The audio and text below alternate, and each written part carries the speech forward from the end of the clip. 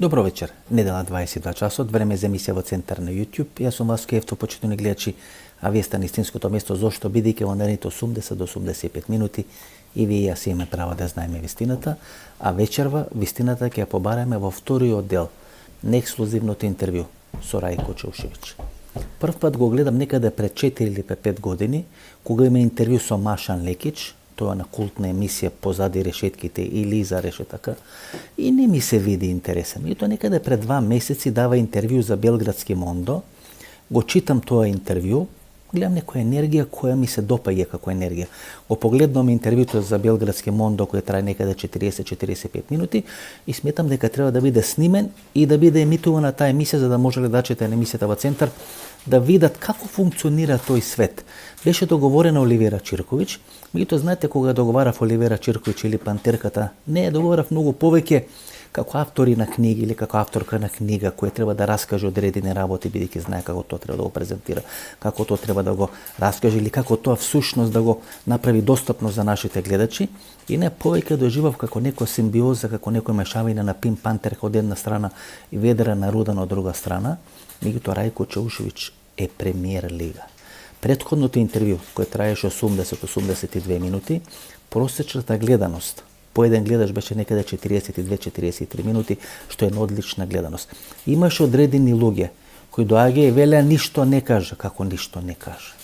Кажа се. Има 400 кражби. Осуден е за некаде 7 до 8 кражби. Ако кажи се, ако презентира детали, тогаш нема 20 години да лежи, ќе лежи дополнителни 20 или дополнителни 40 години. Гледате како елегантно го избегна прашањето за Оливера Чирковиќ.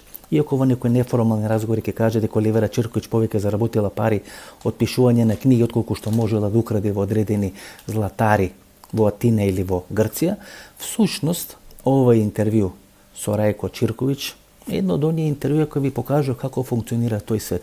Иако не сака да каже, иако не сака да призна, тој е еден од големите играчи.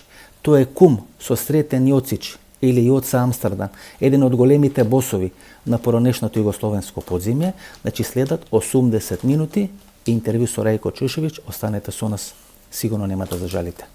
Само мало до објаснување. Се сеќавате на интервју со Бојко Борисов 2013 година, кога е лидер на бугарската опозиција и кога му ги поставам прашањето за Сретен Јоцич или Јоца Амстердам. Кога се закашлува, не може да продолжи и го прекинуваме, правиме пауза од 5 до 10 минути во интервјуто со Бојко Борисов. Тој Сретен Јоцич или Јоца Амстердам, кој сега се наоѓа во белградските затвори, кој претходно се криеше во Софија и беше отворена одредена собраниска истражна комисија или беше направена собраниска комисија која требаше да го истражи тој случај за тие потенцијални врски помеѓу Јоца Амстердам, Сретен Јоцич и Бојко Борисов, тој му е кум на Рајко Чаушевиќ. За таков играч, како што елам премиер лига играч, станува збор во вечерашното интервју. На почетокот, прво благодарам за сите кои ќе гледате емисијата, за сите кои ќе гледате интервјуто. Второ, благодарам за сите кои сте мембар или мембарси или користите опцијата membership, бидејќи со вашите средства ние можеме нормално да функционираме. Исто така благодарам до сите кои имате тенкс донации, суперчат донации, така натаму, бидејќи заеднички правиме многу подобар производ. Значи 80 до 85 минути интервју со Рајко Чаушевиќ, останете со нас, нема да зажалите. Рајко Чаушевиќ, втор дел на интервјуто, Пинк Пантер или човекот по кој Пинк Пантер или целата таа групација водобива своето име. Јесте. И час ми е да учествувам на емисии за мои браќа македонци, македонска телевизија. Реко, Интерпол со седиште во Леон дава име Пинк Пантер на целата таа групација. Зошто Пинк Пантер според вас? Сад ќе вам речи. Мој пријател, друг, кој е био у Лондону, он е украo, оплячкао едно од веома важних јувелирница Граф с неким нашим пријателјima у Лондону. И нашли су неку крему, валјда. Ту у крему су нашли jedan дијамант кој потиче из те јувелирнице.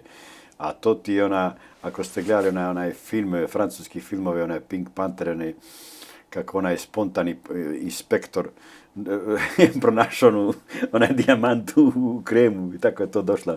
Na osnovu toga su nešto tako su oni dali ime Pink Pantheri. To su, Pink Pantheri ime su dali Interpol, to je dala Interpolova policija, koji nisu mogli da nam uđu u trag. nisu mogli da nam uđu u trag uopšte. Ne zna se i ko smo i što smo. Oni hvate par momčića tu, njih dvojicu, tamo hvate trojicu, tamo jednoga, ako uhvate, tako da oni ne znaju, nisu znali tu skulpturu i taj način tog posla, razumiješ, mi kažemo posla tog... Dobro, работа е криминална, но работа сином. Реко, колку луѓе, на пример, брои таа групација, колку луѓе имат учествувано вкупно во вашите акцији? Сте работеле во 30 држави во светот. Веројатно не сте ги носеле сите луѓе во 30 држави во светот. Веројатно сте се подпирали на некои локални играчи да ви кажат. Ево во Јапонија, како сте работеле во Јапонија, на пример? Mi smo iz početka radili, recimo ja pričam za sebe. Da. Znači, ja sam često mijenjao gradove, falš papire, dokumentaciju, što je veoma važno. Dakle, ja sam ovdje sada Italijan, gore recimo na sjeveru Evrope sam Italijan, ili Poljak, ili Slovenac. Ovamo gore kad se spuštim, onda sam Norvežanin, Grk, bio sam i Finac, Danac, Šveđanin, ja sam znači imao na 100, 200 tih falš dokumentacija. Makedonec ste bili ili Makedonac? Nisam bio Makedonac nikad. Mi to koji sakate Makedonci. Pa nisam bio Makedonac zato što makedonska država... Ste bile vojska, ste Milje Pop Jordanov, ne ste bile Makedonec u nekoj kraji. Volim ja Makedoniju, makedonski narod i makedonsku kulturu. Znači ni za kradenje ne biva, znači taka, ne možete... Bile Makedonaca mnogo važnih ljudi u našoj ekipi, mnogo i puno, baš. Bilo. Kako ne, i sad ih ima čovječe. Ja imam sad mojih prijatelja iz Makedonije, kako ne. I to imam i neke prijatelje koji su postali uvaženi biznismeni, koji imaju svoje hotele na kako zove, Ohridsko jezero tamo. Imam i ovaj Dimče, najsmiješniji mi je Dimče, njega srećem skoro, negdje sam se ga vidio u Amsterdamu, u Holland Casino kad sam bio dolje. Ja tamo svratim često u Amsterdamu, Holland Casino, na taj lijepi kazino, ima gore na spratu restoran. U taj kazino se većinom skupljaju ti važni ljudi, razni špijuni, razni trgovci, razni biznismeni, pa tu su i lopovi. Dobro, odete tamo po rabote ili se kockate? Mi se i pomalo kockamo i tako se upoznajemo, dijelimo neke informacije, angažujemo jedne druge, mene su također angažovali u nekim poslovima u Švedskoj gore. Što sam to odradio veoma efikasno, to sam ispričao. Reko, ја завршив имената емисија со одредена ваша констатација дека тука на Балканот не сте работеле. Не сте работеле Србија, Црна Гора, Македонија. Вие рековте дека не сте. Mi smo buntovnici koji smo željeli da kaznimo, mi smo željeli da naplatimo ratnu odštetu, mi smo željeli da kaznimo taj bahati i surovi svijet koji su nam srušili državu. Има некоја информација дека вие сте работеле во Црна Гора i дека сте апсени во Црна Гора за одредена кражба. Jeste, za hrvatsku ambasadorku sam odgovarao, sad, to je skoro sad negdje bilo, to je jedna krađa veoma komplikovana i tu su umiješani neki ljudi, o tome ne želim da razgovaram mnogo, ja sam to slučajno tu tako umiješan sam to, prinuđen sam, ne prinuđen, nego jednostavno su me gurnuli u tome, tek toliko da bi našli nekoga ko će za tako nešto da bude odgovoran. Strepali su me u zatvor, odgovarao sam za to. Imam dokument da sam osuđen 18 mjeseci za krađu hrvatske ambasadorke. Dobro, može li čisto jaz da prašam, a vi mi odgovorite da li je to tačno? Sve, ja ću vam reći iskreno šta. Вие влегувате во домот каде што живее хрватската амбасадорка. Da. To je во близината на американската амбасада во Tu Podgorica. je ovako, imate američka ambasada, tu je Agencija za nacionalnu bezbjednost i tu je ta zgrada, poznata zgrada, kako oni tamo zovu Crnoj Gori, zgrada Čelebića, ali cijel taj kompleks je ograđen istom ogradom. Znači, to je ona visoka 4 metra kovanog gvožđa, ovako ograda, gdje se, kao u Ameriku, ista original Pentagon. To je takozvani Pentagon tamo. I tu su ušli neki momci, vidi se na snimku nekih 2 momka koji su ušli unutra i pokrali su hrvatsku ambasadorku. Vije ne ste vlegle? Ja pojma nemam za to. Ja nisam ni bio tu. Ja ima snimak gdje se ja s tim momcima šetam slučajno. Oni su me, upoznali smo se ovako, kaže da prošetamo, ja šetam sa njima tuda. Snimak postoji gdje sam ja sa njima zajedno, nas trojica se šetamo. Tu su žene, djeca, narod, to je ulica. Ама не сте влегли во амбасадата? Ne, pošto nisam unutra uopšte ulazio, nema pojma o Tamo tome. ima 24 kameri. Pa dobro, ali mene nema tu na tim kamerama. Pa kako ove osuduva tako je nema? Pa uhvatili su me zato što kamere bio vani.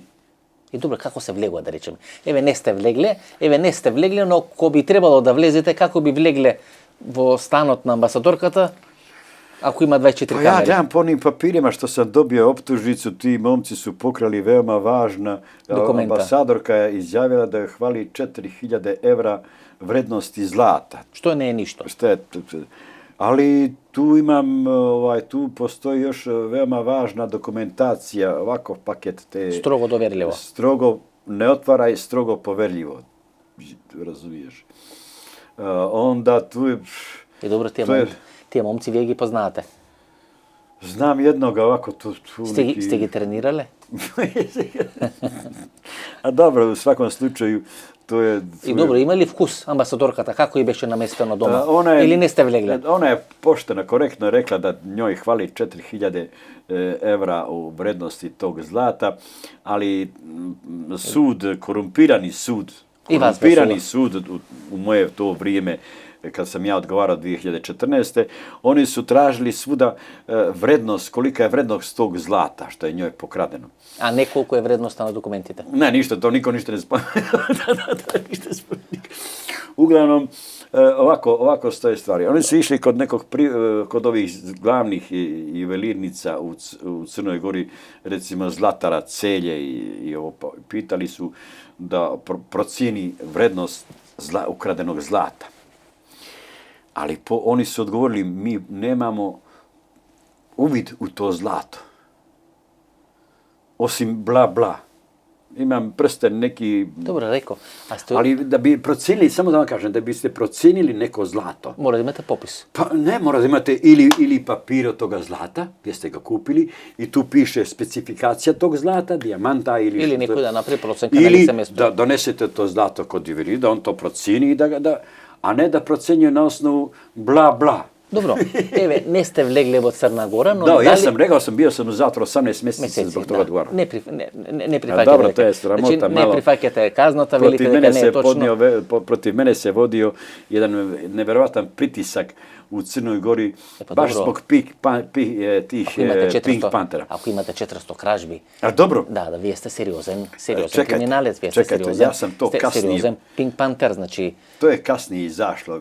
Ja sam najprije to je sve kasnije. Kada je mene pukao film, onda sam ja otvorio se i sad recimo o tome želim da pričam. Počnete da zborite.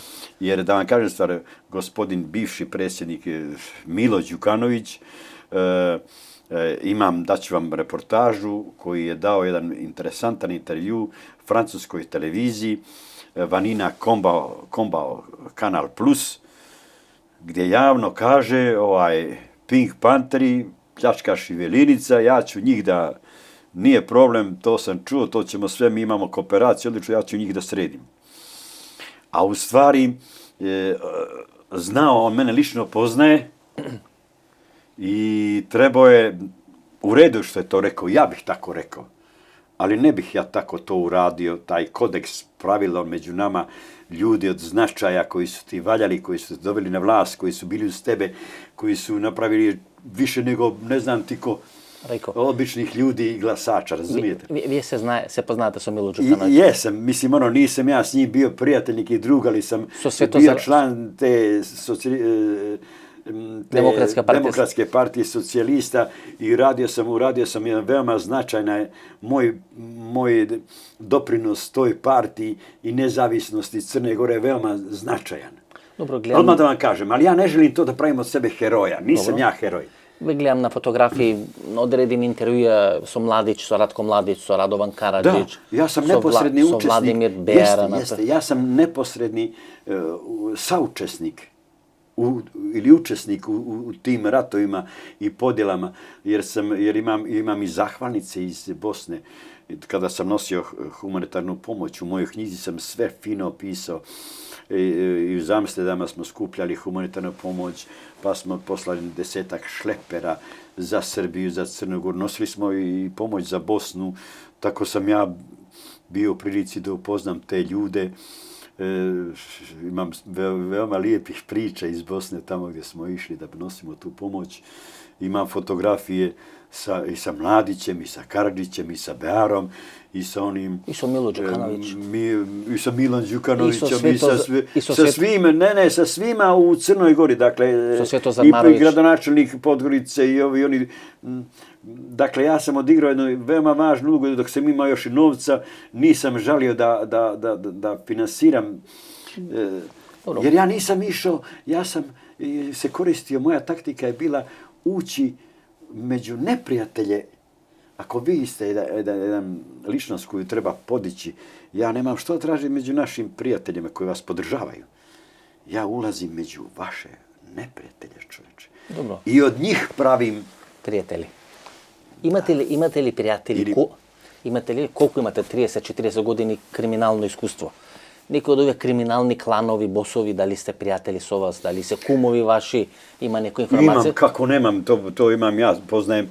Mene su, sada u Crnu Goru su me 2 puta su me uhapsili, čak mislim uhapsili, dakle dođu ovi civili, kažu Rajko, pozvan si, moraš u 3 sata da budeš, kako se zove to, za organizovani kriminal. Obvinitel su za organizovani. Jeste, tamo da se prijavljaju. Pa mogu li odmah, oni su možeš. Ja odmah to rešam, to pitanje. Bio sam tamo, organizovani kriminal, zvali su me, veoma se kulturni, fini, to je sistem, američki sistem, to se penje gore, sve ona kartice se otvara, ona čuda, pa su postavili 100 ovako veliki, pa one... Dva laptopa ovako, to su u stvari kamere, ja znam da oni to mene slušaju što pričam, ja to sve znam, ja sam to sve, nisam ja toliko naivan. I Dobro. A što bih ja rekao o njima, ja sam tako izjavio o njima, ja poznajem, ja sam čovjek sa ulice i poznajem i jednu stranu i drugu stranu, i ove i one, i to je jedna tragedija naša, strašna. Od ovih velikih bosova, kriminalaca, kako ne, poznajem, kako ne, to puno njih poznajem, čak i njemačke, i francuske, i kineske. Od ovija ex-jugoslavenske. Kako ne, znam iz Hrvatske, znao sam i ima ih puno njih koji nisu među živima, ima ih masu koji su u bjekstvu, koji su u zatvorima. Poznajete Sretena Jocića ili Jocu Amsterdama? Pa ajde kad ste me pitali, spomenuli to ime, reći da je on moj kum. Ja sam veoma ponosan na moje kumove. On je isti jedan čovjek je krstio njegovog Nemanju i moga Stefanu. Pozdravljam moga kumaru. Mi smo uvijek u jednim perfektnim odnosima. Kumara, gdje si? Uvijek je spreman da mi pomogne finansijski ili ako sam na ulicu ili ja njega. U stvari njemu nikad nije trebalo taj... Jeste, to mi je... Zašto bi? Ja se ne stidim mojih kumova, mojih prijatelja. To se kreše ono vreme... Ja sam poznavao... Mi smo odrasli zajedno skupa u Amsterdamu, čoveče. Ko to njega nije poznavao u Amsterdamu? Dobro, to se ne samo Amsterdam, nego cijelu Evropu. To se kriješ ono vreme u Sofijevo, Bugarija. Nemam pojma. Od Bojko Borisov. Nemam pojma. Imaš istraga u Bugariji, u bugarski parlament, Bojko Borisov, da imaš istragu. Nemam pojma, stvarno to, nemojte me pitati, molim vas oko toga, jer ja to... Ne, dobro. Važno je da tu nisam učestvovao, da nemam pojma o tome. Pozdravljamo i braću Bugare. Imate li sorabotka so bugarska mafija? Veliki Bugari te važat za najboljim eksperte za fals dokumenti, fals pasoši, lični karti. Što? Bijala tehnika koju vikaš o Bojko Borisov. Ti se vika majstori, bijala tehnika, bijali kartinke, bijala ova, bijala ona. Ili Bojko Borisov tog upotrebu imam intervju nego pred 15 godina. Reći ću vam... Vi pravat Bugarite ili vidite kako ključno je da imate dobri fals dokumenti. Može mi lijeve to i da go analiziramo? Dobro, fals dokumente su pravili svi. Svuda imate fals dokumente. Po koja je cena? Negdje je jeftino, negdje je original, zavisi od... Original falsifikat, dobro. Koliko plakete za jedan pasoš? Pa zavisi, ima ih od 500 recimo evra pa do 3, 4, 5 hiljada evra. Znači fals pasoš. Dobijete jednu kartu American Express zlatnu. Sad na vaše ime isto sve. Sad tu nema novaca, nema para, ali dobro je ono da se pokaže. American Express zlatno. Ima i svašta rade. Ne samo Bugari. Ja hoću da vam kažem jednu veoma važnu stvar o mafiji. Jer tako me pitaju i ovdje isto, mafija, ovo ono. Hoću da vam kažem važnu stvar da je mafija prisutna svuda u svijetu. I svaka ozbiljna država, pazite što ja danas kažem, za normalne ljude ovo će biti veoma, kažu, ovo je budala, ovo je lud. Ali svaka ozbiljna država te svoje mafijaše, kako ih mi zovemo, čuva, Bogom mi kao oči u glavu. Odmah da vam kažem. Ne ove ovako koji su za jednu upotrebu, ne, ali prave ljude, oni to čuvaju dobro. Jer što ćete vi s onim glasačem, radnikom, mehaničarom? U Crnu Goru daš mu 100 evra, on će da glasa za tebe, to kad dođe glasanje. Tako su radili u Crnu Goru isto. Iz početka su davali, evo ti jedno prase, da glasaš za nas, on stavi na prase, ono kolica, pa nosi ili jagnje, pa onda evo ti 50 evra, evo ti sad 100 evra, aj zaposlit ćemo te, pa tako ćemo te, ako budeš krenuo slučajno neđe drugo, isćerat ćemo te s posla. A ja sam jedan slobodnjak, ja sam jedan gospodin čovjek koji sam slobodan čovječ. Moja sloboda, moja ljubav, moji snovi nemaju lance, čovječ. Ja tako živim. Gospodine Rejko, ние поканихме во емисијата да дознаеме како функционира мафијата, како функционира политичкиот систем.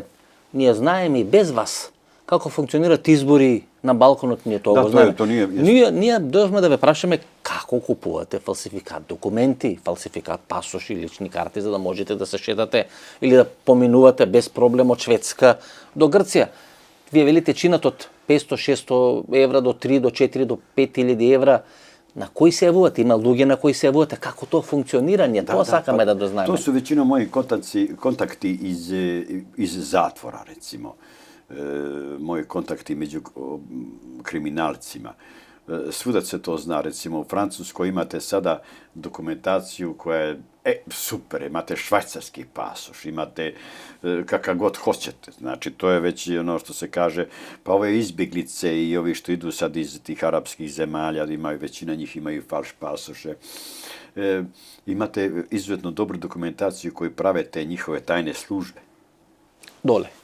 Da, po Evropi, po Njemačkoj, po Francuskoj. Ja recimo da sam špijun nekakve tajne službe, ja bi imao 5-6 pasoša, imao bi značku, imao bi svašta. Znači ne bez problem, tako? Pa to su zavisi kako imate kontakt. Ja sam imao, hoću da kažem što se tiče te falsifikovane dokumentacije, imao sam, cijel život sam živio na falš pasošima, tako da znam tu temu perfektno. Jer mene to lako bilo imati ta falsifikovana dokumenta, jer sam ja govorim te jezike, recimo ja italijanski govorim i onda sam kao Italijan putovao. Ili kao Švajcarac. Interesantan je moj bio put kad sam putovao iz Beograda, bile su sankcije ovdje u Srbiji, Crnoj Gori, bile sankcije, ne može niko da izađe, ne može u Evropu. Ja sam otputovao iz Beogradskog aerodroma, iz Crne Gore, Beograd, Milano. Sa falsifikovanim pasošom Švajcarske. Švajcarije? Švajcarske, da. I dođem tamo u Milano i sad bio na red dugačak ovako 100 metara. Red, nas sve poređe ovako red, ogroman, čeka se pasoška kontrola, zemlja koja je pod sankcijama i čudima, strašno. I pojavlja se neki italijanski oficir tamo, neki carinik, što li, policajac i kaže: Tutti Italijani qui per favore.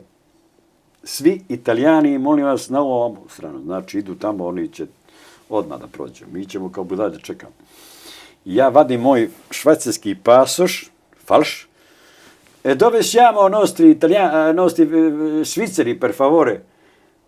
Gde ćemo, možemo mi, Švajcarci, molim vas. Anche qui isto vam, ja izlazim sa njima zajedno i prolazim. Dobro, Rejko. I prolazim, znači mora čovjek ponekad da bude drezak. Dobro, Rejko. Mora da govori te jezike. Da li policija ima brkano, da rečime, со хеликоптери, не гледам овие филмови, кражби и така на тоа? Јесу. Ви имали бркано полиција со хеликоптери, да се криете, сте направиле кражба? Како не, човече, тога, мене su, imam tih baš doživljaja, u mojoj knjizi sam opisao veoma interesantnih priča. Dobro, ušte nije objavljena knjiga, taj da se jeste, istinitih priča. Ja to pričam mojoj djeci. Ja to pričam vašoj djeci. Imate li neki događaj gdje vas juri policija, helikopterima? Da, s helikopterima su me ganjali nekoliko puta i to baš je bilo dosta žestoko, ali ja sam imam taj u sebi, to iskustvo. To je iskustvo. To ne može svako. Odmah da budemo tu čisti.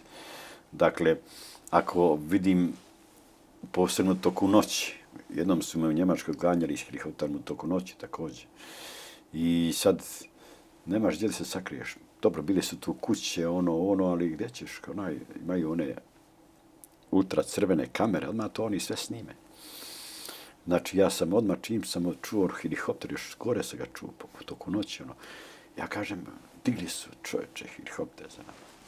Sa mnom je bio moj prijatelj iz Herceg-Novog. On se držao mene, on zna tačno. I uđemo kod čovjeka u kuću, na sobera. Dakle, na spavanje, dok ljudi spavaju 4 sata ujutro, lagano pa potvaramo, čvakamo prozore, i sakrijem se u kuću kod čovjeka. Da ne ve fati helikopter. Bravo ti ga. Ili u šupu njegovu tamo, neku prodavnju, on uđe, oni drže garaže, čuda. Uvijek nađete nešto tako. Vrlo je važno da me niko ne smije lokalizovati. Jer onog momenta kada me lokalizuju, veoma je teško pobjeći. Jer oni to automatski skidaju, to automatski dolazi obruč. I polako, lagano te. Tako da je to, hoću da kažem da je ta tehnologija veoma... A što imate ukradeno? Što ve brka helikopter? Šta ste ukrali da vas juri helikopter, njemačka policija? Pa juvelirnice, ekskluzivnu garderobu. U tom slučaju šta ste ukrali? A ovo kad smo ganjali, pa ukrali smo jednu juvelirnicu, to je jedno mjesto bilo tamo u Njemačkoj i mi smo uspjeli da pobjegnemo. Dakle, mi smo pobjegli skroz ovamo preko nekih livada, gdje idu traktori. Dakle, nismo izlazili na glavne puteve, dakle su policija dolazili da izvrši uviđaj. Nego pronašao sam put preko livade gdje ima onaj put za traktore, za ne seljake, I tako smo prošli par njih livada, neko par kilometara, došli smo u neko drugo mjesto. To sam ja dobro bi organizovao, zaista. I ugasimo svjetla, bez svjetala i samo mjeseči polako, vidiš i polako, lagano voziš kolima, i tako smo. Ali kad smo došli u to drugo mjesto, slučajno smo naišli na policiju. Dakle, trebalo je proći jedan glavni put i tu bi već bili, tamo nam je već bilo auto koje je legalno, koje smo trebali da prebacimo robu i riješili smo, to je sve bilo gotovo. I kad smo prolazili tu ulicu, izjedanput dakle, oni su bili ukola, sjedela je policija ukola, tamo su i osmatrali su, tako oni su veoma namazani. I kad su vidjeli da smo mi prošli s kolima ovako, izjedanput su vidjeli, čudno im bilo, dakle to prođe, to 5 sati ujutro. I onda su oni upalili auto, ja vidim upali se auto pozad, rekao to poluje, nema ko drugi će, upali se svjetlo. I ja čim se, jer ja u toku noći, mene ne smije niko iza mene da bude nijedno auto, nikakvi, ja to sve, ostavim auto, pobjegnem, izađem iz ulice i se čekam dim gdje će.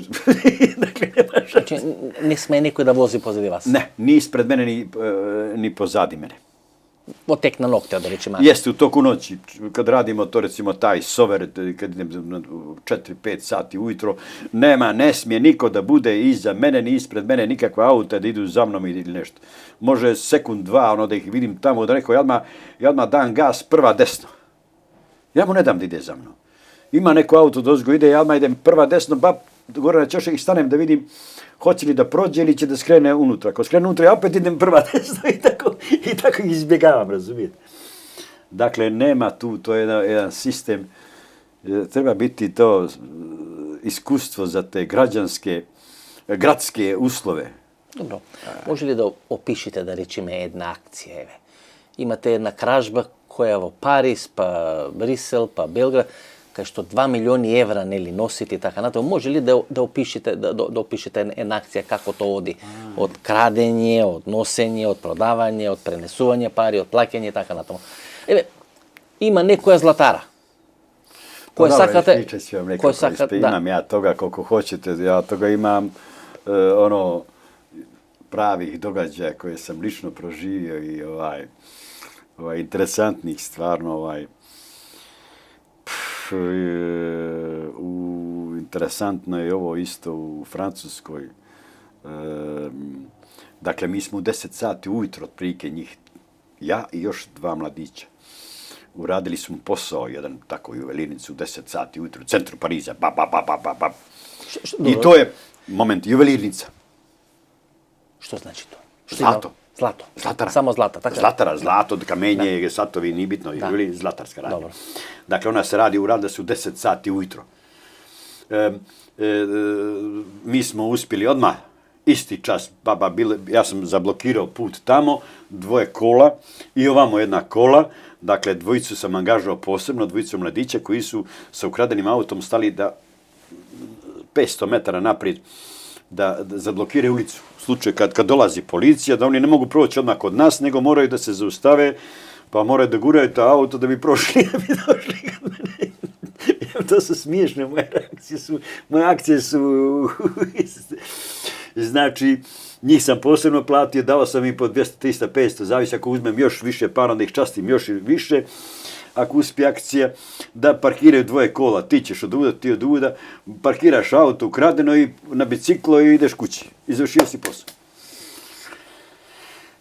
Dakle, mi smo ušli u tu jubilijsku radnju, zlatarsku radnju, pokrali smo je bez oružja, bez mržnje, bez, gospodskih, baš bile, bab. Ušli smo, otišli smo kući, oni su se presvukli, odmah tu nismo ni ulazili kući. Oni su, izbrojali smo prvo zlato, koliko ima vrednosti ukradene. Ja to uvijek praktikujem. I koliko imaš vrednost? Bilo je, Boga mi, ne znam i sam, pa naplata je bila 2.100.000, znači 25% otprilike od cijene, koliko dođe to ima to... 8-9 milijoni. 10 milijuna otprilike, pojma nema. Vrednosti prave, jer to se prodaje 25 do 30% maksimum, ne možete više to da prodate. To vam neće niko kupiti, to odmah da se dogovorimo, jer onaj koji kupi to, u slučaju da ga policija zgrabi, morat će da odgovara za to sve, jer na zapadu je zakon da će više biti osuđeni oni koji, dileri koji kupuju, nego oni lopovi. Jer pravilno kažu, ako nema kupaca, a što ćeš da kradeš? Ako ti ne možeš sad ovo nekome da prodaš, što će ti? Ne treba ti ništa. Da kradiš. I vi pravite popis na to. I dobro, mi smo samo kratko tu napravili i sve smo sjeli fino, nekih 10 minuta, pola sata, nije bitno, koliko imamo ukupne vrednosti. Koliko je tu vrednosti. I koliko treba da uzmemo novaca za to. I kako smo se dogovorili, toliko se prodaje, to je već unaprijed sve. I oni su se obukli, presvukli se fino, brigadice skili maske, pasoše, na avion, Charles de Gaulle, Beograd. A ja sam ostao sa svo zlato, sad ja to moram da prodam, da ostanem tu u Parizu, moram to da nosim za Belgiju, tamo sam imao tog kupca, dobro koji mi je to plaćao, pa da donese ljudima pare, znači u 10-11 to urađeno, ovi su oko 2 sata otišli kući, ja sam isti dan otputovao za Belgiju, tamo sam realizovao tu prodaju, to sve, onda sam uzeo, ukupno je bilo 2.100.000, to je za nas trojicu tala, na trojicu, po 700.000, tako 6, koliko dođe to po 700.000, pojma nema, tu. I onda sam ja sam taj novac stavio ovako, ovdje ovako, ovdje ovako, pa sa onim selotepom to sve brđe, pa čarape ovučem i onda stavim u torbicu, normalno ovako se kučem. Došao sam ovdje naredom, dobar dan, kako ste umorni momci, Ivo Belgrad, i nosite? Jeste. Znači, nemamo za carinu ništa, vide da sam obična torbica, razumiješ, eto, to ti je to. I donesem talo 2.100.000, moja braća kad se to ovdje kaže, ti si kralja, ti si naš brat, onda sam ludovao, tu bili, živo da... Dobro, Rejko, se maskirate li, na primjer? Obavezno, kako ne, čovječe. Što štavate, na primjer, kako se maskirate? To je, recimo, meni se dešavalo da ovako napravim ćelavu ovdje. Tu kada se izbričite? Sve ovo, ja puštim ovdje kosu sa strane, i ovo potpuno ćelav budem. I ta mi maska traje, ja se maskiram po nekoliko dana, čovječe. Ja kada obrijem ovo ovdje, ovako sve obrijem, I ovdje kosu normalno imam sve, ofarbam recimo tu kosu ili stavim tako, nije bitno. Onda mora da imam kako se ono, solariju, da mi to ćela bude, da to bude, da to ja baš ono, da bude realno. Da to bude donekle ona realnost, što je bliže mu. Pa onda one diplomatske naočare, debele, pa brkovi, pa... To je cijan spektakl tih Onda, recimo, ako su kamere tamo, ja dosta puta izbjegavam te pogled direktan prema kamerama kad treba da se... Kako gledate, na primjer? A prije nego što, znači ja pripremam posao po nekoliko, možda 15 dana, možda 10, možda mjesec unaprijed, tako da sam ja to već snimio i preko dana, ono kad šetam sa djevojkom. Uzmem, ženske su odigrale veoma važnu ulogu jer koristile su nam većinom za prikrivanje, za masku i tako dalje. I s nama su radili, Bogom, bilo je mnogo hrabrih djevojaka. Ispričat ću vam za Silviju, čovječe iz Kumanova. Mala, strašna je bila. Ona je počela tako sa mnom, mis dok nije ušla u sistem. I onda ona sama hoće, ona je bila baš kao, ona je mogla da se pretvori u mušku. Okono ponašanje kao maska. I znači, vi se maskirate, odete na solarium. Da, bilo je maskiranje, maskirao sam se ja redovno, za to sam ekspert, dakle da se maskiram i prilikom pregleda, prilikom priprema, veoma važno maskirati se, to sam tek i kasnije shvatio, jer u ono vrijeme, nisam vodio tome računa da se maskiram nekoliko dana prije, 5-6 dana prije, 10, kad obilazimo to, šetamo normalno ulicu, pa Interpol je većinom protiv mene imao te dokaze takve, kako ja se šetam ulicom, kao i ovo Hrvatska ambasada, isto tako, znači imaju tu da sam se šetao, znači ko može biti, znači, ne vi ima dokumentirano kako ste vlezini, tugu kako šetate. Jeste. I to je ta priča, uglavnom, to je isto. Znači, vi a maskiranje je veoma važno. Znači, vi gi počitujete, preporakite na SZO, da imate dnevno od 8 do 10.000 čekori i vi postojno čekorite, postojno vrtite okolo ove zlatari, juvelirnici, gledate kameri kad imaš... Jeste, treba tu uložiti novca, koristimo, ženske su veoma važne, ponekad ženske nisu znali poneke od žena nisu uopšte znali šta mi u stvari hoćemo, što smo mi, ko smo, to je isto vrlo važno.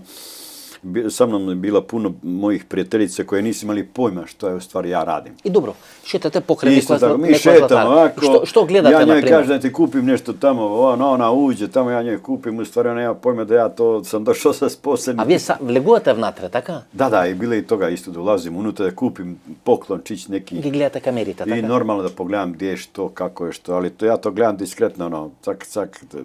Ja čim ovako uđem, ja sad gledam ovdje ovako u vas, a ja već tamo vidim njega. Znači, istrenirani ste to? Da, kako ne. Pa mora, to se... Dobro, rekao, neko bi kažu, ali uči, vjerojatno, kako prođe vreme, to ste mnogo povešti. Iz iskustva, dakle, to je jedno ogromno iskustvo. Čovječe, nema kom da me nauči. Ja sam sve učio sam po sebi, zato što ja nisam dovodio mladiće pa i gurnem u vatru. Tuku samo odete? Ja sam prvi ulazio. Prvi sam bio, pripremao sam i najveći dio posla sam ja na moja leđa odrađivao. I najviše robije imam preko 20 godina, čovječe. Dajte rekao, ajde Francija, Germanija, neli možete da pominite tuka, ličite Evropejce, Crnogorec. To je ovo Japonija. Kako ovo Japonija radite, znajte? Vi tamo veke počnuvate da štrčite, neli? Gde? Ovo Japonije, kako je u Japan radite, kako u Japoniji uspjeva? A dobro, u Japanu imate također puno turista tamo su većinom, u Japanu imate skoro svi nosene maske. Nose maske, crni, kosa crna, staviš ideđenja. Ima i takvi isto. Što, Japan ništa lakše. Samo što su japanska policija jedna od najopasnijih policija na svijetu. Odmah da vam kažem, tehnološki. Oni kad vide sad posebno Balkanac, posebno Balkanci iz Evrope, oni to odmah gdje, ko, s čim se bavi, šta radi i da li je turist ili nije. Ja sam koristio dosta puta, kad sam putovao tako po raznim zemljama, upoznam neku žensku, recimo Francuskinju ili Njemica. Poštena, radi negdje u neko bez veze, noćni bar, bilo gdje, nije bitno sad. I onda napravim pasoš, svoj isto da budem francuski. Ili ako je Njemica, njemački. I sad nas dvoje smo Njemci. I ja imam prolaz već, mnogo bolji prolaz imam. Ja ulažem novac, znači putujemo kruzerima, zezamo se, avionima, brodovima, kako god hoće. S novcem možete da radite šta hoćete. Sa novcem, pa danas je najvažniji novac, čovječe. Što ste mislili? Dobro, Katar da rečem, Bahrein, velite Katar. Da, bio sam Katar, Bahrein, bio sam i Dubaj. Ili da rečem Japonija. Tamo imam pari imali... Ima jedna smiješna scena, to je najsmiješnija scena. Ja danas kad to vidim, pa kad se sjetim, pa plačem od smijeh. Znači, Bahrein, kad se me mogu sjetiti, organizujemo mi jedan postić tako interesantan, Bogu mi dobar. I imamo onu nošnju njihovu, arapsku. One haljine. Moraš. Možeš ti da dođeš tamo u našu dio, pa da svi te vide, učimo fino sve. Sad, ja sam sve lijepo pripremio. Sve je ispalo super. Ali nisam računao da sa onim dugačkim haljama ne možemo da trčimo brzo, čovječe. I onda ima jedan snimak, će podižu haljine ovako, piče Madrid, to je najsmijenije. A što? To je plakanje smije. A oni Arapi, hasmazi bi arba da me briče, ne brište na sve jezike. A što? Frka se napravi. Što kradete tamo? Šta ste kradili? Isto juvelire, šta ćemo kraditi? Mi krademo najskuplje, čovječe. Mi smo džentlemeni, mi smo najveći nivo lopova, čovječe. I nije nas sramota da kažemo u ovom bahatom i surovom svijetu, čovječe. Mi smo lopovi koji imamo dušu, imamo srce, imamo osjećanje. Ja sam malo me vrapcu napisao pjesmu, čovječe. Znate, mali vrabac kakav je. Bio sam na robiji u Franciji, samo da ovo je mnogo interesantno. Možda će vam biti vi poslije to kinite ako nije interesantno. Ja u zatvoru u Njemačku u lanci, noge, ruke, čovječe, imam samo ona metalna WC, ona metalni za vodu i onaj krevet od betona s jednim dušekom, ništa. Ja ovako ležim i na rešetkama tamo gledam, dolazi ptičica neka, ja ga zvao vrabac. Ču. Ja ga gledam. Ču. I stražno, ja gledam, to mi jedini drug, prijatelj. Znate kako je to, čovječ, osjećaj strašan. Ne znam koliko ću robije biti. Djeca, ostavio sam porodicu, svoju zemlju, sve. I ja dugo sam davao tom vrapcu mrvice hleba, nakrijući malo, i imao sam duple rešetke da ne može ni vrabac ući unutra. I ptičice. I tako. I napišem pjesmu. Malo me vrapcu. I ja sam to počeo sam sebe da pjevam. Šetam se ovako, 3 metra, 4 ovako i 3 metra ovako, ba. I tamo vam ovako. I pjevuckam. Tebe se uželeh, maleni vrapcu moj, što dolaziš u posjetu na prozoru mom. Tebe se uželeh, sunce moje, što cvrkutom kidaš okove na tijelu mom. Tako znaš. Jedna lijepa pjesma, tebe se uželeh, maleni vrapcu moj, što dolaziš u posjetu na prozoru mom, što cvrkutom kidaš okove na tijelu mom. Вие сте вероятно Pink Panther кој најубаво пее.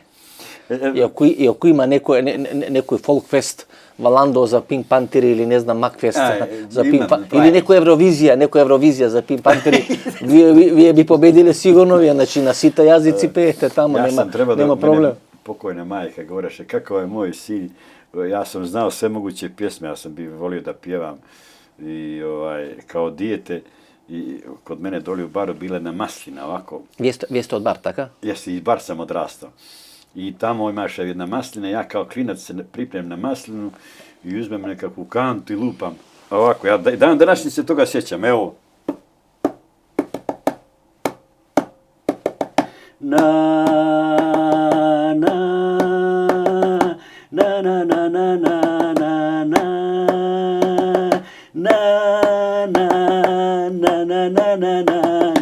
na, na, na, na, na, na, na, na. I onaj Lakavaja, jedan što je bio tamo automehaničar, dao mi lovu. Ja nisam imao pojma zašto.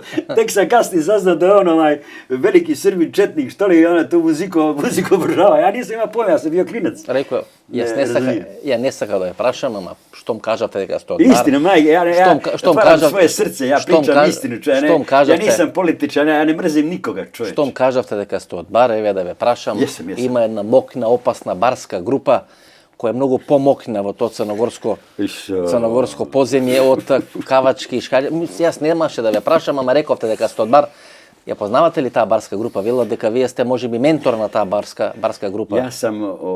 Ja sam odrastao kao klinac u baru. Prvi put sam zaglavio zatvor u baru.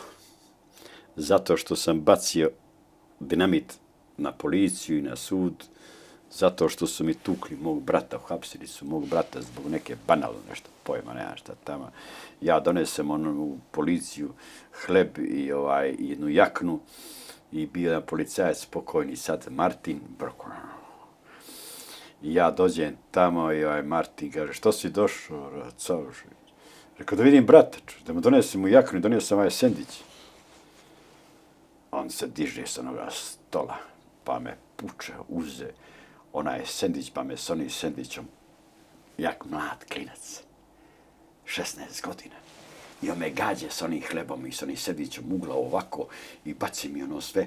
Ja se, kaže, šta radiš to čovječ? On se iznervirao, pa skoči pa me udari nogom u guzicu. Mrš, pička ti, onakvoga oca, brukate, srante bilo, no, naš pravi policajac, poštenino. Ali ja sam, moj taj bunt, mlad čovjek, sportista, nikad nisam se bavio kriminalom. Tako sam postao kriminalac, čovječ. Baš tako. Ja pođem kući, imao sam tamo neke prijatelje što su dinamitom lovili ribe, 8 klasova, napravim jednu kesu, sabijem, stavim miću malo dužu, prepao sam se da mi ne pukne u onu miću u kapislu, pa stegnem fino, pa stegnem malo duže i ja to bacim ispred policije. I preko puta sam poslao ga vračar i ja stanem preko puta i čekam kad će nam pukne. Neće da pukne, čovječ. Ja rekao 100% fitilj bio mokar ili nešto se loše napravio. Čekam kao budal, neće da pukne. Šta je ovo, eventi sam? Izjam put. Prvo vidim nekoliko sekunda plamen. A onda je strašna ona detonacija. I još mi zuje uši. Mene su počeli koljene da se klecaju, ako su mi klecaju. Dobro. Nisam bio svjestan što sam napravio. I onda su me strpali pod istragom. Ja sam to priznao zahvaljujući mome pokojnom ocu. Kad sam vidio oca, držali su me supu nekoliko dana i nisam htio priznam ništa. Ja sam bio tvrdoglav sportica. Dobro, Ranko, bar je centar od kada što se nosi kokainot od Južna Amerika. Barskото пристаниште. А у бар доносе то? Па добро се. Ниш за то. Да. Вие сте од бар тамо. Ги знаете ли тие тамо? Znate li vi jednu stvar? Sad ću vam kažem jednu veoma važnu stvar. Istina, to ima istine da se donosi u bar od toga. Pa hapšeno, pronalazili su tako isto kokain. Ali ja bih želio vama da kažem neko od vašite kumoji učestvovati u to? Dobro, hoću da vam kažem još jednu stvar. Mi među nama se špijamo i proglašavamo jedne druge da smo mafijaši, da smo narkodileri i tako dalje. Recite mi, da li postoje narkodileri u Francusku, u Njemačku, u Ameriku? Postojete. A kakvi su oni narkodileri? Pa znate li vi da je CIA najveći narkodiler, Amerikanci su najveći narkodileri na svijetu, da budemo odmah otvoreni i iskreni. Ja ne mrzim Ameriku, ja zovem Amerika, ih ne zovem USA, nego ih zovem Amerika. I ja sam imao želju uvijek da pođem u Ameriku, to mi je bila želja. Tamo nemate kradeno? Ali da vam kažem stvar, ali oni su najveći narkodileri u svijetu. Vi ne možete da prodate ni jedno, što se kaže, ni po tonu, ni jednu tonu kokaina ako niste u talu sa njima. I što je to sad? U čemu je? To je istina, čovječe, šta vam je? Rekao, a ste kradali u Amerika? Ste bili, ste operirali? Nisam bio tamo nikad, niti me interesuje, sad me više ne interesuje. Jedno vrijeme sam želio sad posebno, ja sam bio za ovoga Donalda Trump, mene Donald Trump je jedan dobar čovjek, ima zdravu porodicu, ima djecu, protiv je droge, ali on je protiv droge, znate na koji način što se mene sviđa. Ja sam isto protiv droge, jer ja sam uzimao drogu. Ja sam uzimao, čovječe, drogu. Iskreno vam pričam. I sad sam protiv droge. Ali nisam protiv narkodilera. Jer narkodilere ćete da uhapsite, zatvorit ćete ih, doće drugi. Sad imate toliko droge koja je van kontrole, uopšte, i narkodilera. Svuda u cijelom svijetu, čovječe, ne samo Srbija, Crve, alo, to oni to izmišljaju. Znači ne može droga bez policija. Pa svi su miješani u tome, čovječe, šta droga je postala najunosniji posao po cijeloj Evropi i svijetu, čovječe, o čemu pričate? Dobro, uvijaš ovi se, Pa da. što se crnogorsko... Pa jesu li Amerikanci uhapsili onoga kako se zove predsjednik Paname, kako se zvaše, uhapsili ga u sred Paname i predsjednika države, poveli ga u zatvor, Amerika pa su ga poslije puštili kako zove, ne mogu znaju. Doću da vam kažem, ta droga, od te droge finansiraju se ti tajni projekti, postavljaju se predsjednici, dakle ako ste za NATO i za Ameriku, vama je dozvoljeno sve, možete da ubijate, možete pravite, prodajete drogu, možete svašta da radite.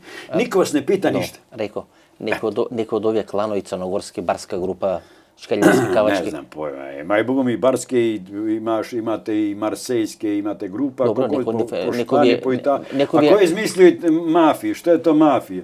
Dobro, kažem. Da oni kao ne znaju, kao sad barska grupa, sad ću ja da pričam o barskoj grupi ili škaljacima, kotala ili ovima, pa nisam kreten čovječ. Ja imam mojih drugova tu koji su zajedno sa mnom bili u inostranstvu, alo. Moj način droge, znate koji je moj način? Mika Milomir Marić, samo da vam kažem mora da go prašaš, Rajko, za barska grupa i za škaljarski, biliki to se njegovi učenici vika. Tako da ja se moram da ve prašam, da li se to vaši učenici, da li vijeg imate sad ću da vam kažem stvarno. Bo to je biznis, o kriminalu ti taka. Samo da vam kažem, ovo je najvažnije. Znači, ovo je mnogo važnije od svih tih grupa. Ajde. Ovo je mnogo važnije od svih tih grupa. Apelujem na mlade ljude, na moju djecu, na vašu djecu, na mlade ljude, da oni kažu ne, hvala, neću da se drogiram, ne interesuje me. To je najveća borba protiv narkomanije.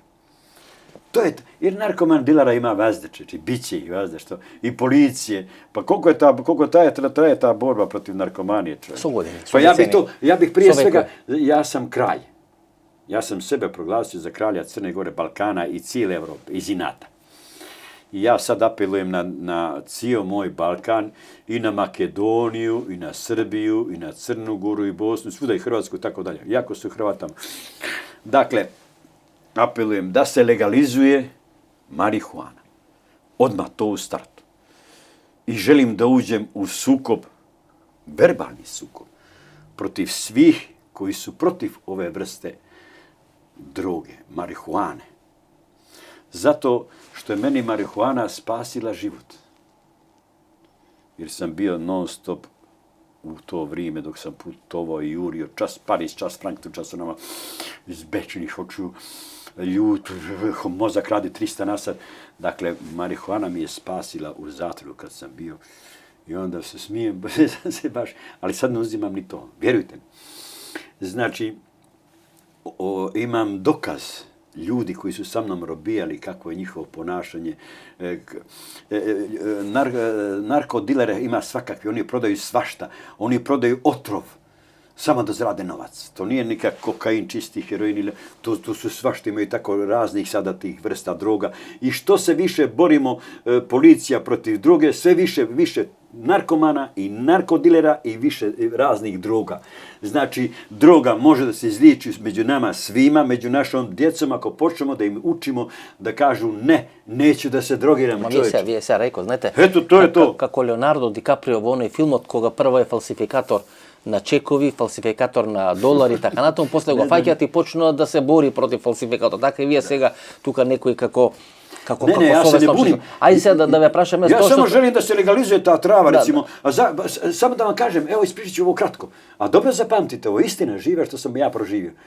Dođe mi u Crnu Goru jedna moja komšinica koja, Raj, kako si mi? Dobro, Raj, kako si, sine moj, dobro što si živ. Jesam, rekao, živ, dobro.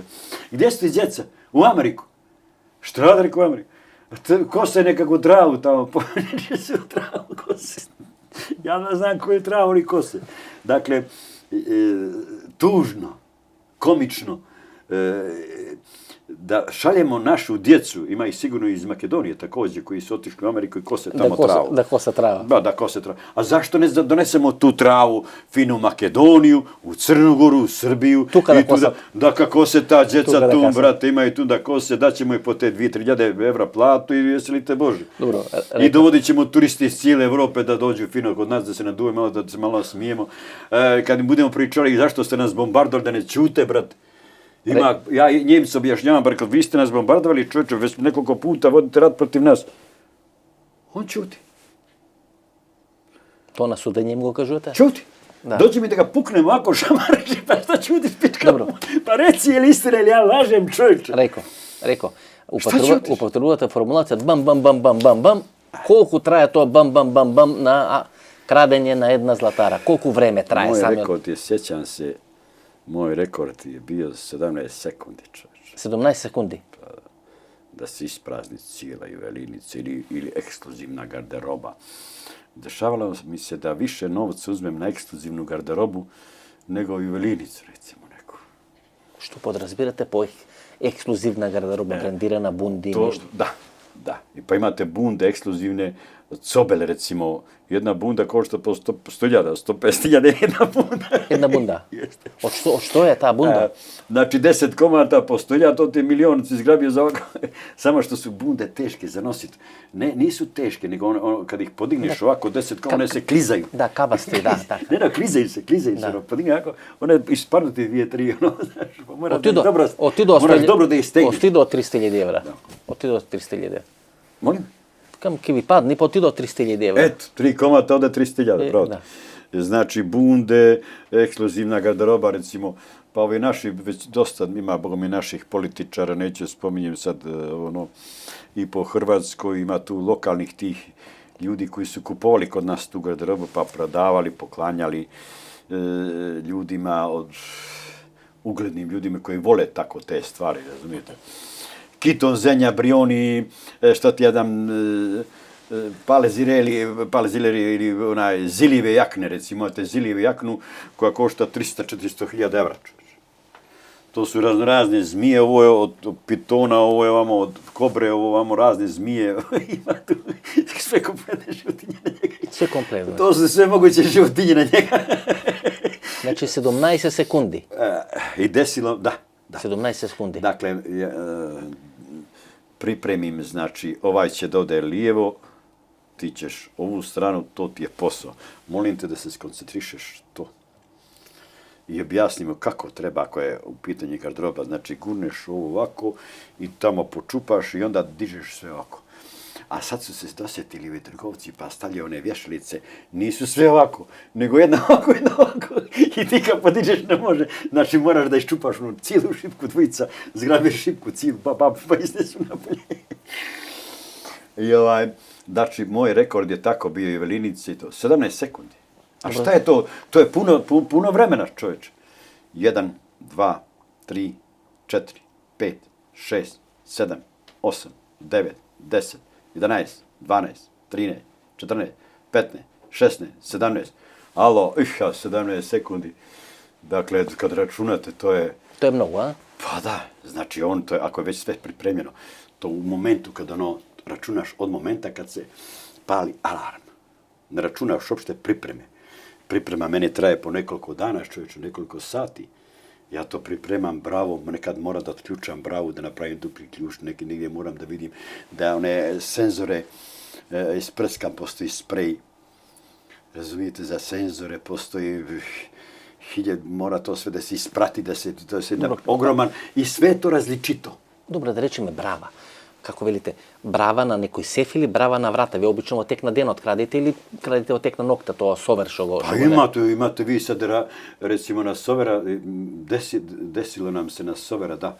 Na sovera nam se desilo, čovječe, ulazimo čovjek u kuću, on gore spava i tu mu je dio njegov biro, zamislite. I biro, nađemo kasu otvorenu. Jedan moj prijatelj u Švajcarsku, samo je zadnji broj ovako krenuo i otvori i prašao kasu, otvori kasu. Majke moje, to je da za ne vjerovati. Mene se desilo da nađem čovjeku u novčaniku, nađem ključeve i to ovoliki ključ, ovoliki ključ, iz 2 dijela. Vidi se da je to ključ od trezori, to ni stari trezori, čovječe, veliki. I tražim svuda tu i podrumi i u ovoj kući sve, na spavanje, na sovera. Nema kase. Čovjek ima u firmu svoju, čovječe. Ja mu pogledam onu vizit kartu, firma ima svoju firmu. I mi juricamo po onoj adresi taksistu, angažujemo da pođemo u firmu, da mu otvorimo. Desilo mi se ribar koji je kasu držao zavarenu u auto Mercedesa. Da, to kažem mi na to, ta emisija. Jeste, ima svašta. Ja imam toliko tih interesantnih događaja i smiješnih i tragičnih i tako da je to nešto nevjerovatno. Dobro, na primjer, ko odete da kradete, kad odete da kradete, recimo neku zlataru, juvelirnicu ili tako, idete pešice ili idete autom, gdje parkirate auto, kako ulazite, možemo to da objasnimo, da publika to shvati, da može da stvori neku svoju sliku kako to izgleda, znate. Pa dobro, koristili smo svašta, i motore, i bicikla, i auta, i svašta smo koristili. Obično se tija prodavnice na glavnata ulica? Jeste to, pa ne možete vi naći neku ekskluzivnu radnju neđe u šumu. Da. Znači, kako vi dođete autom pa parkirate ili dođete pešice? A to zavisi, to sve zavisi od grada, od mjesta. Ako je velika gužva, onda se upada na motor, recimo. Desilo se motorom, sačekaju jedan motor i 2. Sačekalo se i s kolima također, se ukradena auto. Većinom smo koristili ukradena auta. Recimo, ako radimo kasno navečer, onda nema velika gužva, možemo s kolima da radimo. Desilo se da s kolima upadamo rušimo sa kolima, s džipom, recimo, srušite i cijelu i roletnu i blin staklo, to sve uđe unutra. Pa vidite se sad, Bugari su veoma jaki u ove sefove. Vidite kako se krade ovi sefovi sad. Bugari imaju super, bravo, braće Bugari. Ja uvijek kažem bravo, oni kradu, oni su prvi počeli, stvarno, to je njihov faks. To je njihov posao, krađa ovih sefova u bankarskih. Dođu s kolima, oni čas prezu stavaju dinamit, bagerom dođu pa iskopaju, zgrabe ga, ubače ga u gepek i tutanj, svaka čast. I tako treba da rade. Da. Jer ovo je bahati svijet surovih ljudi gdje pričaju o demokraciji, gdje pričaju o poštenju, a u stvari to važi samo za nas male, obične ljude. Za njih to ne važi, čovječe. Rekao, vi planirate političar da stanujete?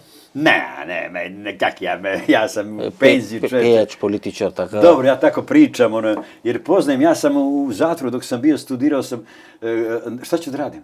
Uzmem knjige pa čitam knjige. Uzmem televiziju ili radio pa slušam što se dešava u svijetu, tako da sam za tu geopolitiku, recimo, stalno sam to slušao, interesovalo me, što ću drugo da radim? Ekspert. Jeste, ekspert za geopolitika. Učio sam jezike, trenirao sam, narobio i slušao tako vijesti, šta će drugo? Šta se dešava? Rajko, kako da ve potpišem svega, da rečem, Rajko Čausević, ekspert za geopolitika ili Pink Panther?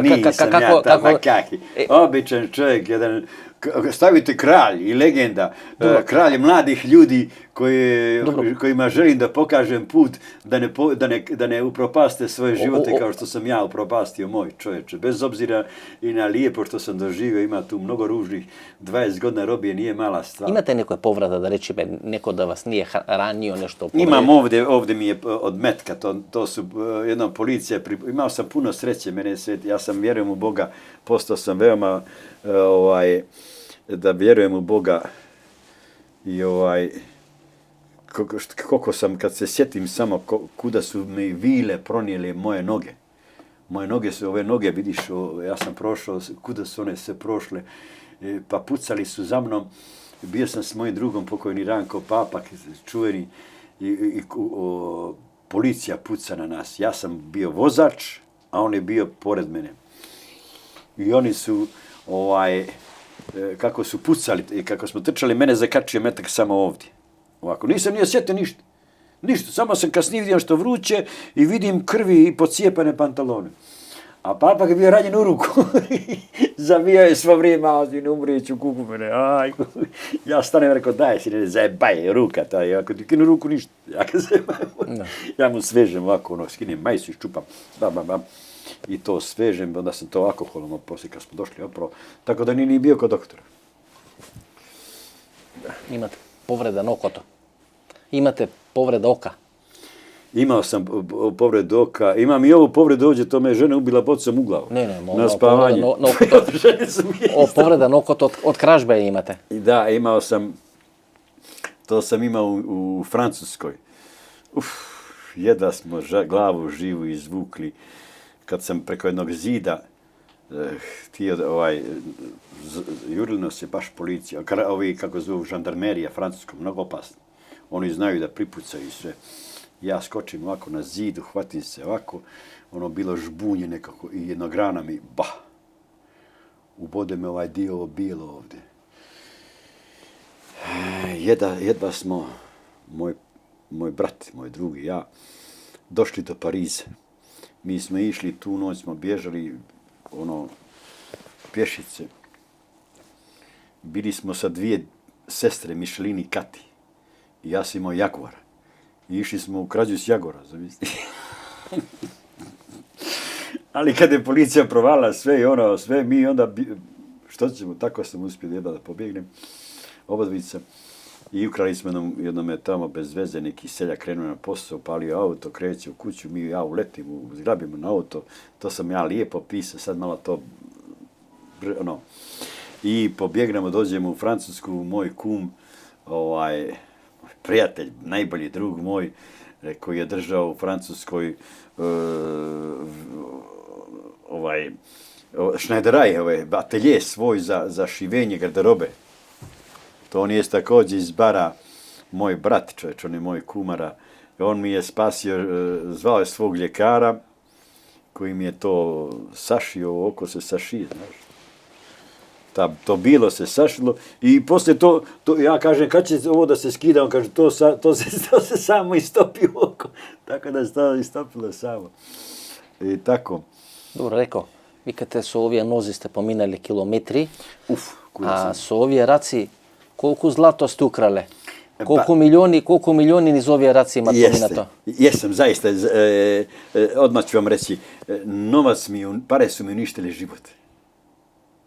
Već nekoliko puta. Znači, koliko nemate pari, vijek imate podolg život. Ako nemate pari, znači vijek jeste streken, imate podolg život. Kad imate ogromne, malo više novca, mislim, kad imate novac oko sebe, ljudi se guraju, to sa svake strane vam prilaze, to vas šarmiraju žene, prijatelji, djeca, rođaci, znači, svi vas traže. Svi hoće da imaju s vama posla. Sve. I sa novcem možete da kupite šta god hoćete. Zamislite. Eto, znači ja sa novcem sad sa 5.000 mogu da ga nađem čovjeka, ajde pođi pucat ćeš tamo noga od ti 5.000, on će pođi. još ako je pod... Znači svašta se može s novcem postići. Novac je uništio moj život. Odmah da kažem, unaprijed. Koliko? Draga moja djeco, pare su mi uništile život, čovječe. Istina živa, čovječe. Političari, ja sam napisao jednu pjesmu u zatvoru kad sam bio, život je grub i kad zaboli zub, mene su krv popili političari, lopovi, mafija, špijuni, nisam ja ko oni, njima je grijeh, a meni smijeh, ja sam obično nestašno jagance, jer moja sloboda, moja ljubav, moji snovi nemaju lance. Smislio sam foru, zgrabio sam lovu, Rolexe, sate, zlato, dijamante, njihov karakter i jebao sam im i mater i fater. I dođoh u moju goru, dadoh im dušu svoju. A oni mene ispružena prsta dadoše njihov smrad iz usta. Koli je njihov otac što ih je pravio na gladni kurac, što nemaju života svoga, drže se moga. Moje su pjesme hitovi. Ali ja ne želim da vrijeđam te ljude i to što sam proživio. Ja sam kriv za sve. Ja sam samoga sebe proglasio za krivca. I tako sam pronašao taj svoj mir. Sve što mi se desilo u životu, ja sam kriv. Dobro što sam živ, pomalo sam opičen, ali pozitivno, nisam ne mrzim i tako razumijem. Koga izljegao to zatvor? Koga? Kad ste izašli iz zatvora? Pa skoro prije 8 mjeseci, pol godine, nemam, pa nije bitno. Skoro sam izašao uglavnom iz zatvora. Potrebno mi još malo vremena da se oporavim. Uzeo sam tu jednu kuću, tu ću da napravim jedan hostel. Ovdje u Beogradu se sjećam zaista izuzetno. Ne dire me niko, nemam taj osjećaj da me proganjaju, da me nešto žele ružno, jer nikome nisam dužan ništa, krećem se normalno ulicama i ovi mladi ljudi, pa čak i u Crnogori, ide u Makedoniju da dođem, isto bi tako bilo, moja djeca, moja omladina. Ja sam njihov kralj, čeče, ja sam njihov... Ja ih neću ukrasti ni jedan cenet. Dobro, kako pomenujete vas zatvor? Vi ste poveki od 10 godina u zatvor. Kako se porođe? Skoro 20 godina imam zatvora. Skoro 20 godina? Da. Iz početka, to je, ovo što ja pričam, to je malo komično. Najteže ti je prvija 5 godina, poslije pukneš i onda ti je lako drugo sve. A u stvari ja kroz tu moju šalu i tragediju pričam ozbiljne stvari mladim ljudima. Nije to baš tako. U zatvoru doživljavate, to je jedan poseban soj ljudi. Dakle, tu ne možete naći poštenog čovjeka, što kažu ono poštenog. Ma neka čast. Odavno više nema političara u zatvoru, to možda zaboraviš. Sad su tu razni prevaranti, razni ubice, razni kriminalni klanovi, razni lopovi, prevaranti, svašta. Svašta, znači... Dobro, kako psihički da se ostani normalan? Pa, mene je u zatvoru, ja sam u zatvoru, što se ono kaže, kralj. Odmah ti kažem. Jer u zatvoru nema tu priče, ja sam ovo, ja sam ono, nego, druže, evo ti moji papiri, zašto sam ja u zatvoru, daj mi tvoje papire, zašto si u zatvoru. Ne može ovaj da bude tamo pedofil sa mnom zajedno ravnopravan. On je tamo silovao djecu, čoveč. I on sa mnom da razgovara, ma nemoj, molim te. I on će da mi glumi nekog mafijaša, pa nemoj da mu namestim, odmah tu ide šipkanje, čoveč, namestiš mu šipkanje. To se zna kako ti ljudi prolaze. Siledžije što su silovali djecu, alo. I ja sam ovdje za tešku telesnu povredu. Ma neka, molim, daj papir. Nema u zatvoru foliranja. Nema u zatvoru, nema foliranja, čovječe. Nego se zna reda. Izvolite, zašto sam u zatvoru. Imam presudu, imam optužnicu. Čitaj. I u jednu sobu kad dođemo, ja ti fino dam. Izvolite, momci, čitajte. Zašto si ovdje? Evo, brate, čitajte, tu piše. Sve vam tu piše. Ali Bogom isto tako, ja sam namazan, znaš. Zašto si rekao ti? A ja sam... Papire hoće. Daj mi papire, čovjek, što ja sam tebe dao papire. Daj mi dokumente, što se to tu, što je bilo? Pa da. Ne, ali mangupski, gospodski način, mi kriminalci među nama nađemo taj naš odnos, dogovor i znamo koliko vrijedi. Znači, nema tu bla, bla, bla, bla. Toga već nema, to moraš da imaš nešto. Ja recimo moju knjigu što sam sad napisao i koju, to je jedan opširan objekat, strašno interesantno, gdje ima presude, fotografije, kuće, stanovi, djeca, žene, zahvalnice. Imam jednu gdje sam ja tužio isto. Ja sam tužio, ja ne znam da li vi to smijete dati, objaviti u makedonske novine. Vi ste u NATO pakt, jer? Da. Bogom, ja moram paziti s vama što ću da pričam. Šalim se, čovječe. I vijeste o NATO paktu Crna Gora. Šalim se, čovječe. Ja pričam, nemam ja ništa protiv NATO pakta.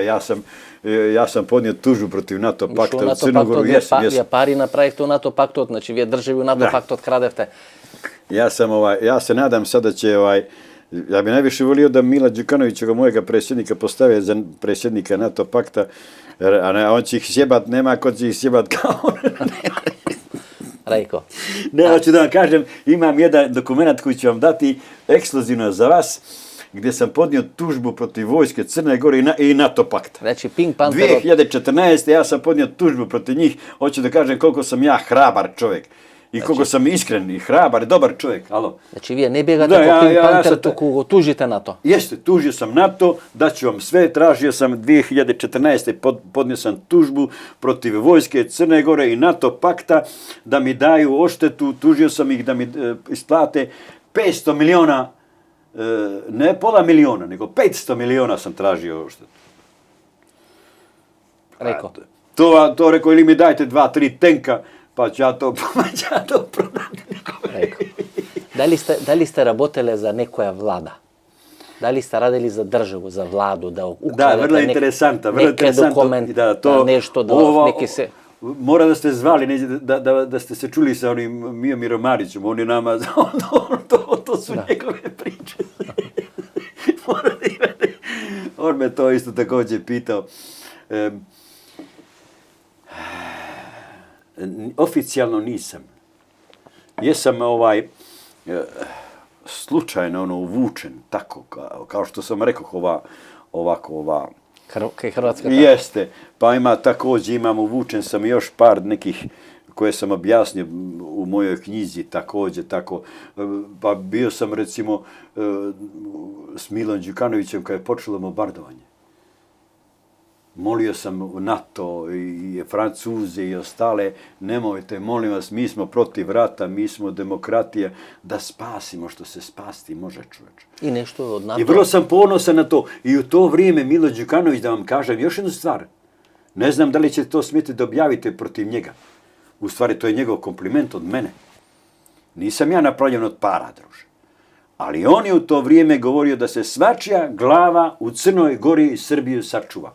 I ja sam tom projektu pristupio, čovječ, i uspjeli smo da u to vrijeme da sačuvamo svačiju glavu.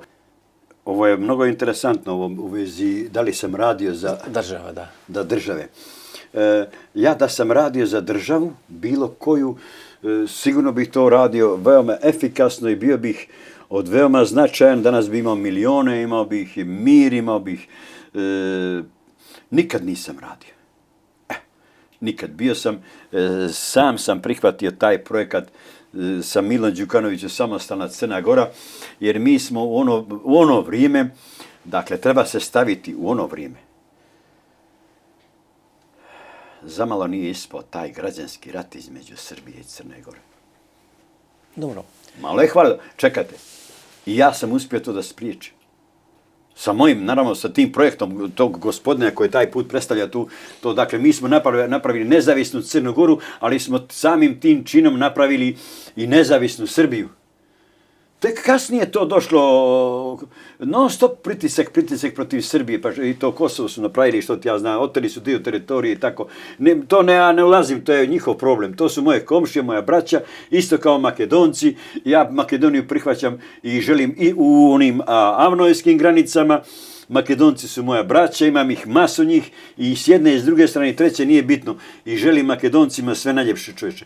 Ali ja sam učestvovao u tom projektu za nezavisnu Crnu Goru, rekao sam vam iz kojeg razloga, da bismo živjeli kao ljudi, da bismo bili komšije, dobre komšije, kao što su recimo Holandija, Luksemburg, Belgija, koji putuju bez granica, a oni su napravili granice, oni su napravili čudo.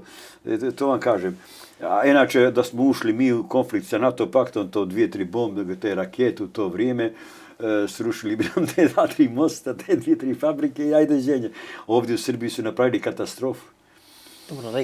Dobro, oni su krivi što su to napravili, ali imamo krivicu i mi zašto smo se njima suprotstavili, čovječe. Mi smo, hoću da kažem, mi smo ti Balkanci bahati, surovi ljudi. Mi smo buntovnici, čovječe, bunimo se protiv svih. Mi smo za pravo, čast, za slobodu, kao što su komiti makedonski. Da. Reko, evo, na kraj, posljedno. Koliko pari pominjali niste vaše race? Koliko kražbi imate? Vi ste Pink Panther. Koliko godini zatvor, kako neko je rezime? Rajko Caušević, Pink Panther ili čovjek od koji je ta grupacija odobila svoje to ime. Koliko ste para ograbili, koliko je para prošlo kroz vas, koliko godina zatvora, koliko godina ste u tom biznisu? Ukratko ću vam to iskreno reći. Ajde, da završimo, da završimo tu priču. Dakle, ja sam Rajko Caušević, koji sam ujedno moralni osnivač i tako da, i Bogom mi malo je tu i politički putovnik i tako dalje, Che Guevara, balkanski, što se kaže, i ponašam se veoma skromno, znači, nisam da glumim, ne. Znači, iza mene, i za moje priče, što vam ja sada pričam, brzo će biti objavljena moja knjiga sa dokaznim materijalima. Dakle, imao sam 4 žene, imam još uvijek, skupio sam 6 djece. 9 objekata oficijalnih koje imam, dakle u Crnoj Gori, u Srbiju ovdje, u Francusku i tako redom. Znači 9 objekata sam, kuća i stanova napravio i poklonio sam mojoj djeci, njihovim majkama. Protiv majki moje djece nikada nisam rekao ništa ružno. Najbolje je rekla jedna moja prijateljica: Rajko, vi muškarci ste stvarno bezobrazni, ali kako mi ženske možemo da budemo bezobrazne, to je čudno. Dobro, uglavnom, iza mene stoje presude, zahvalnice, kako sam ja to sve, kažu ljudi, lažu, vidio, nemoguće, ali to je istina.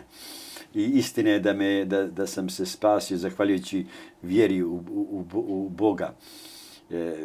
Bog postoji, ljudi. Ako ne vjerujete u Boga, ne vjerujem ni ja u vas. Koliko zlato ima tu ukradeno? Koliko pari? Pa, to su gomile. To su bili, pa rekao sam, bio sam nekoliko puta milioner. Istina je to. Pa 9 kuća, odakle te kuće, ti stanovi, nisam ja tu uzimao kredit, niti baba mi je ostavila, niti džed na onaj. I 20 godini, i 20 godina robije, čovječ. Jedna strašna karijera, jedno strašno iskustvo koje može da koristi budućnosti našoj djeci, čak i budućnosti Evrope. Ja sam Evropa, čovječe. Ja govorim 10 stranih jezika, čovječe, i čitam i pišem te jezike. Pa mogu da vam otpjevam na koji hoćete. Ajde, koji jezik hoćete da pričate sa mnom? Izvolite. Hoćete ciganski? Hoćete albanski? Ja govorim i albanski, ciganski. Ja govorim francuski, španski, italijanski, njemački, poljski. Evo, izvolite, pitajte me. Dakle, očekujem da me pitate, da vidite da li sam ja neka lažovčina, neki šarlatan, ili sam stvarno ono što je. Rajko Caušević. I čuvajte osmeh na licu. Pink Panther. Da. Pozdravite mi svu moju braću u Makedoniju. Želim da je uputim jedno iskreno moje prijateljstvo. Želim da nešto od ovoga što sam ispričao pomogne mojoj braći Makedoncima da prevaziđu te podjele, naši, njihovi, natovci, pakovci, da budemo ljudi i da budemo mangupi. Jer naši neprijatelji su strašni. Oni su spremni na sve. Reko, na usrke. Odbog vam zdravlje. Sreća vas pratila vašu porodicu. Ovo беше емисијата во Центар, ова беше интервјуто со Рajko Caušević. Во две продолжења гледате што прави на TikTok. Растурат кратките видеа со Рajko Caušević, што ќе рече дека публиката има интерес од вакви интервјуа. Ќе се обидеме и во наредниот период да снимиме некакви интервјуа од сличен тип, да ги презентираме пред TikTok публиката која гледа емисијата во Центар или пред регуларната редовна публика која гледа емисијата во Центар. Во четврток интервју со политичка анализа, до четврток во 22 часот. Пријатна вечер, Македонијо, каде да си.